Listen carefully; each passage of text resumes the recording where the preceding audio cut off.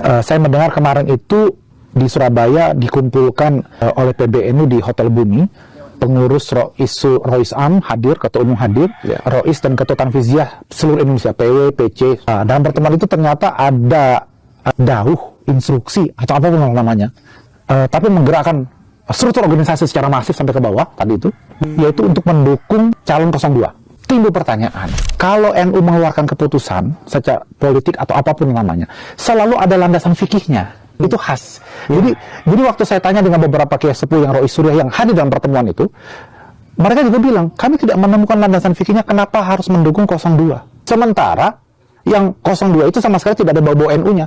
Yang ada bau-bau NU-nya adalah 01, 03. Kalaupun mendukung 01, 03 yang ada bau-bau NU-nya, tetap ada landasan fikihnya dong yang disodorkan, kan gitu kan? Nah ini landasan fikihnya ini yang tidak dijelaskan, yang kemudian menyulitkan para Rois Surya wilayah dan cabang untuk menjelaskan kepada umat, kenapa 02?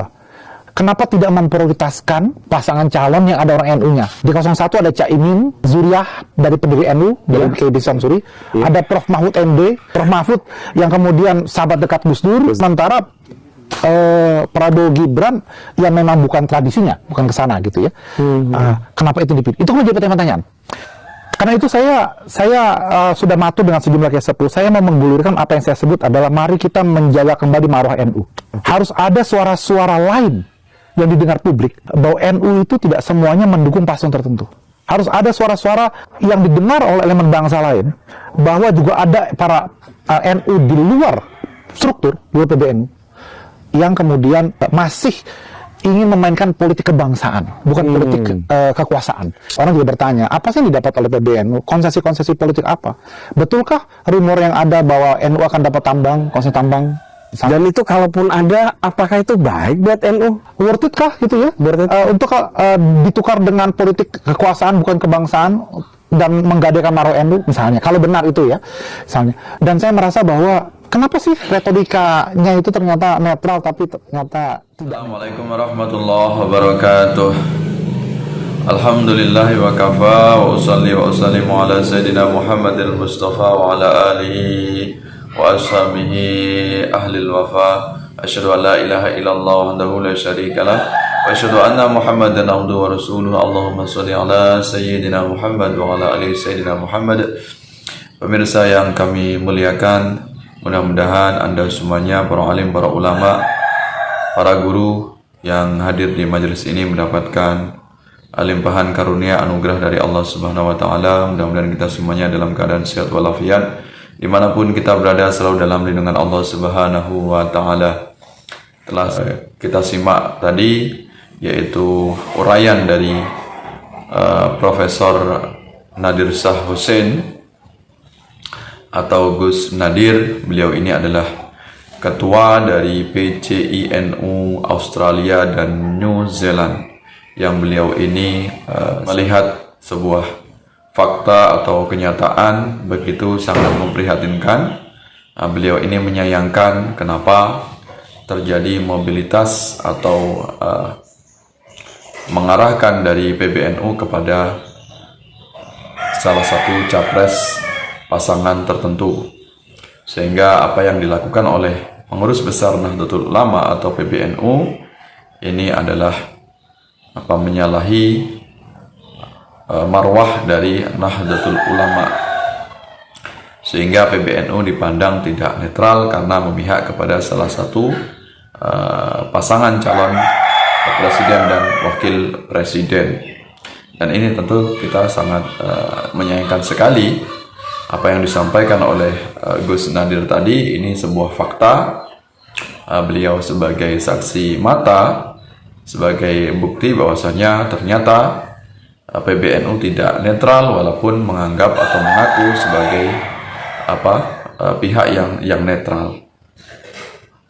Nah, sehingga suara PBNU ini mengarah kepada salah satu pasangan capres dan calon wakil presiden, sehingga itu bisa menciderai marwah Nahdlatul Ulama. Dengan sikap demikian, maka tentu PBNU tidak lagi memainkan peran sebagai organisasi yang berperan dalam melakukan politik kebangsaan, melainkan sebaliknya, yaitu melakukan politik kekuasaan. Ini tentu sangat disayangkan sekali. Kenapa terjadi hal yang demikian? Yang ini tentunya sudah banyak warga Nahdlatul Ulama yang mengetahuinya. Nah, di sini akan saya bahas alasan-alasan tertentu, kemungkinan-kemungkinan tertentu mengapa kemudian PBNU mengarahkan suara politiknya ini, para pengurus PBNU ini mengarahkan kepada pasangan capres-cawapres nomor urut 2, yaitu Prabowo Subianto dan Gibran. Nah, ini hanya sekedar kemungkinan. Tentunya yang lebih tahu adalah Allah Subhanahu wa Ta'ala. Tentunya ini adalah menjadi sebuah rahasia bagi PBNU. Kenapa demikian? Karena Gus Nadir, ya Profesor Nadir Shah aja sulit untuk memahami karena tidak ada landasan fikihnya yang akurat, yang tepat, sehingga tidak jelas kenapa suara PBNU ini mengarah kepada pasangan nomor urut 2. Nah, ini bisa jadi kenapa tidak nomor urut 1. Kita tahu walaupun suara nomor 1 ini ada suara NU-nya, ada PKB-nya, wakil presidennya adalah Caimin, ya. Namun kita tahu ini Anies Baswedan ini juga kemungkinan dianggap sebagai tokoh yang dekat dengan kelompok-kelompok garis keras, baik itu ex FPI ataupun ex HTI dan kelompok Salafi Wahabi.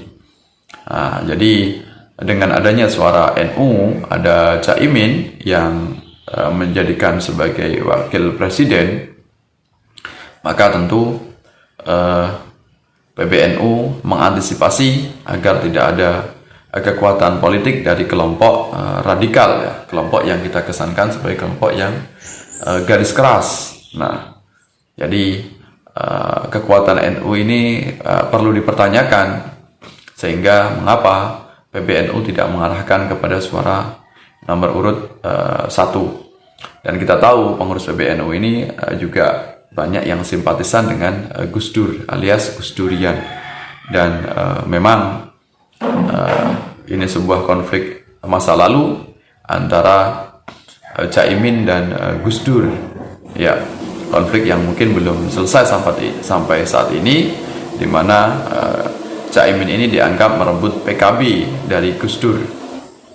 Nah, merampas PKB, sehingga tidak serta-merta kemudian PBNU dengan mudahnya, dengan gampangnya kemudian mengarahkan suara politiknya kepada nomor urut 1, walaupun ada kadernya yaitu Caimin atau kader dari PKB. Ada kekuatan kelompok-kelompok radikal di sana yang mungkin dikhawatirkan oleh PBNU nanti akan menjadi kekuatan besar dengan bangkitnya kelompok-kelompok radikal atau kelompok ekstremis semacam FPI atau HTI. Itu kemungkinan demikian. Kemudian juga tidak mengarahkan kepada nomor urut 3, yaitu pasangan Ganjar Pranowo dan Mahfud MD, walaupun kita juga perlu meyakini bahwasanya Mahfud MD ini adalah memang kader terbaik Nahdlatul Ulama. Ya, Mahfud MD ini tidak kita ragukan lagi ke-NU-nya. Beliau adalah kader NU, bahkan murid dari Gus Dur. Kenapa kemudian PBNU tidak mengarahkan ke Mahfud MD dan Ganjar Pranowo? Bisa jadi walaupun MD ini adalah kader NU, tapi beliau ini juga tidak menjadi pengurus, ya, pengurus baik di tingkat manapun, baik tingkat provinsi ataupun pusat, sehingga beliau ada pihak yang mungkin mempertanyakan ke-NU-nya dari Mahfud MD. Beliau bukan pengurus struktural, beliau adalah NU kultural, walaupun ada kekuatan di balik Mahfud MD ini adalah kekuatan dari Gus Dur, karena jelas beliau ini adalah murid dari Gus Dur. Nah, atau bisa jadi ini karena kita tahu Ganjar Pranowo ini partainya adalah partai PDI Perjuangan, yang mana kesankan oleh masyarakat PDI Perjuangan ini identik dengan kelompok-kelompok yang jauh dari nilai-nilai agama, walaupun kita tidak bisa memungkiri bahwasanya PDI Perjuangan ini juga banyak kiprahnya di perpolitikan Indonesia, bahkan menguasai, karena yang menjadi presiden juga dari kader PDI Perjuangan, yaitu Joko Widodo. Nah, dan kita tahu Ganjar Pranowo ini banyak video yang viral yang itu memiliki stigma negatif tentang Ganjar Pranowo.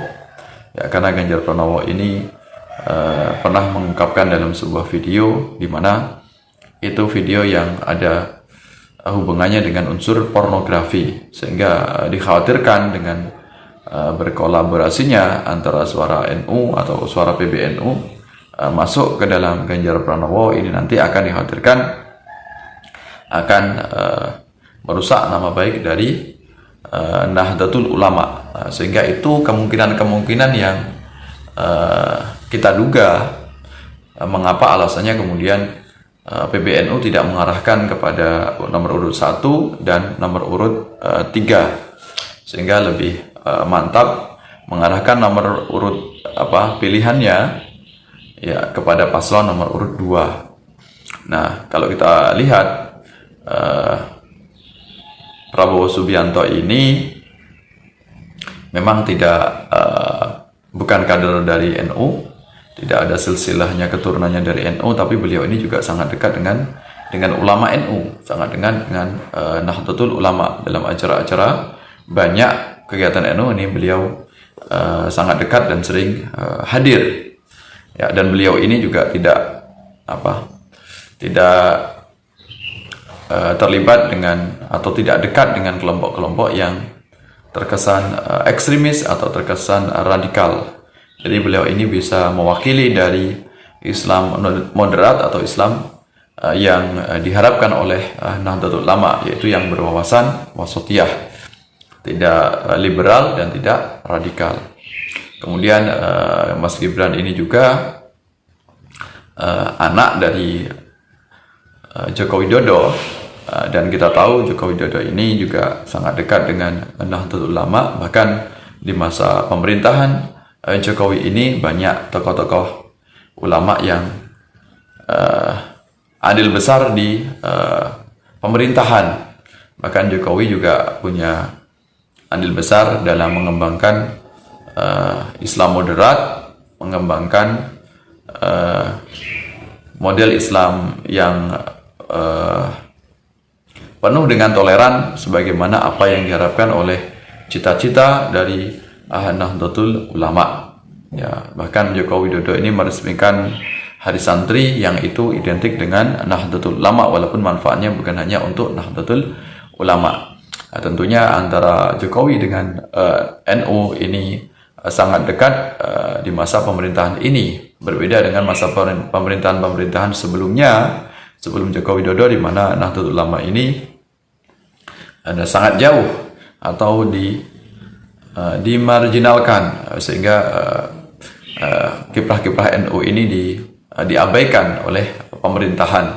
Maka itu kemungkinan-kemungkinan yang bisa terjadi, dugaan-dugaan kita kenapa kemudian PBNU tidak mengarahkan politiknya kepada paslon nomor 1 ataupun paslon nomor 3 dan lebih memilih kepada paslon nomor urut 2. Walaupun apa yang dilakukan oleh PBNU ini kita anggap mungkin bisa jadi ini mencederai dari marwah Nahdlatul Ulama, tidak lagi memainkan sebagai organisasi yang menggaungkan politik kebangsaan, sehingga lebih cenderung kepada politik kekuasaan. Tentu kita tidak tahu sepenuhnya, itu adalah wallahu alam, hanya Allah saja yang tahunya.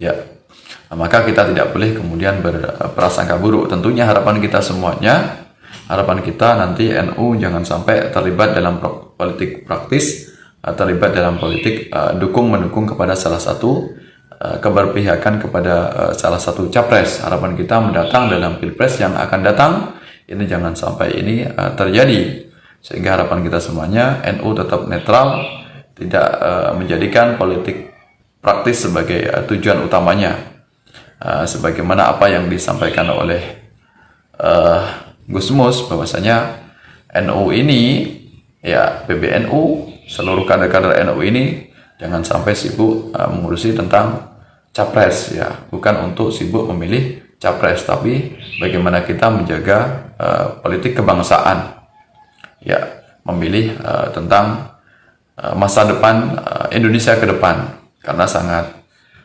rugi sekali, ya, mengecilkan marwah NU sehingga terlibat dalam politik praktis memihak kepada salah satu capres tertentu. Ini yang sangat disayangkan oleh banyak tokoh Nahdlatul Ulama yang tidak masuk dalam pengurus struktural PBNU. Mudah-mudahan ini bisa menjadi pencerahan untuk kita semuanya. Tetap kita berprasangka baik walaupun kita punya harapan-harapan positif di masa mendatang, bagaimana NU jangan sampai terlibat dalam politik praktis, sebagaimana tujuan utamanya sebagai organisasi besar, organisasi yang bergerak dalam sosial keagamaan, yang itu bukan ranahnya untuk mengurusi urusan pilpres. Mohon maaf atas segala kekurangannya. Mungkin sahabat-sahabat semuanya punya sudut pandang yang berbeda, punya pendapat yang berbeda dari apa yang saya sampaikan. Silakan untuk bisa menyampaikannya di kolom komentar. Terima kasih atas perhatiannya. Sampai bertemu dalam kesempatan yang lain. Mudah-mudahan Nahdlatul Ulama tetap eksis, tetap jaya, sebagaimana harlah NU yang ke-101, lebih 1 abad tentunya. NU sudah semakin dewasa, tentunya bisa memberikan kiprah, memiliki andil yang semakin baik, semakin positif, sehingga bisa memajukan Indonesia lebih baik di masa mendatang. Wallahu a'lam bishawab. Wallahu muwaffiq ila aqwamit thoriq. Wassalamualaikum warahmatullahi wabarakatuh.